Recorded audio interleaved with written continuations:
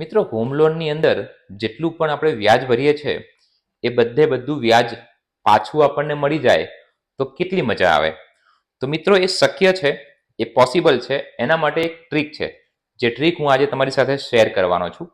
તો બેઝિકલી એક એક્ઝામ્પલથી આપણે સમજીએ છીએ. 70 લાખનું ઘર લીધું છે, એની અંદર 50 લાખની હોમ લોન કરી છે અને 20 લાખ તમે ડીપી ભરી છે. 50 લાખ 30 વર્ષ માટે લોન લઈએ છે 8.7ના એવરેજ રેટ ઓફ ઇન્ટરેસ્ટથી, તો તમારો મહિનાનો ઈએમઆઈ લગભગ 39,000 જેવું થાય છે. 30 વર્ષ સુધી તમે 39,000 ઈએમઆઈ ભરશો તો તમારું જે વ્યાજ છે એ લગભગ 90 લાખ સુધી પહોંચશે. તો તમે લોન લીધી છે 50 લાખની, પણ તમે વ્યાજ 90 લાખ રૂપિયા ભરી દો છો. તો એ 90 લાખને રિકવર કરવા હોય તો પોસિબલ છે. એના માટે એક ટ્રીક છે, જે ટ્રીક અપનાવી જોઈએ. જ્યારે પણ તમે હોમ લોન ચાલુ કરો છો એ જ વખતે મિત્રો, વિડીયોમાં આગળ વધતા પહેલા અમારી યુટ્યુબ ચેનલ જરૂર સબસ્ક્રાઇબ કરી લેજો, કારણ કે ગુજરાતથી જોડાયેલી market updates, real estate tips, advice, investment strategy અને એ સિવાય રિયલ એસ્ટેટની ઘણી બધી વાતો અમારી ચેનલ ઉપર શેર કરવામાં આવે છે.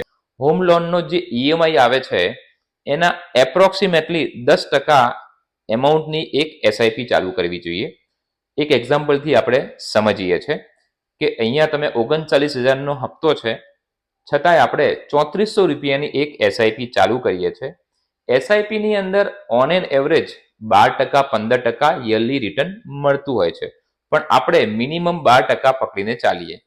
તો 3400 રૂપિયા 30 વર્ષ સુધીની એસઆઈપી કન્ટિન્યુ આપણે ચાલુ રાખશું તો 30 વર્ષના અંતે એ જે ઇન્ટરેસ્ટ એનું મળશે તમને, લગભગ 95 લાખ રૂપિયા જેવું તમને એનું વ્યાજ મળશે. પ્લસ તમારી જે કેપિટલ રોકાઈ હતી એ લગભગ 12.5 લાખ રૂપિયા તમે ભર્યા હતા, જે 3400 ગુણ્યા 360 મહિના તમે ભર્યા છે એ પ્રમાણે.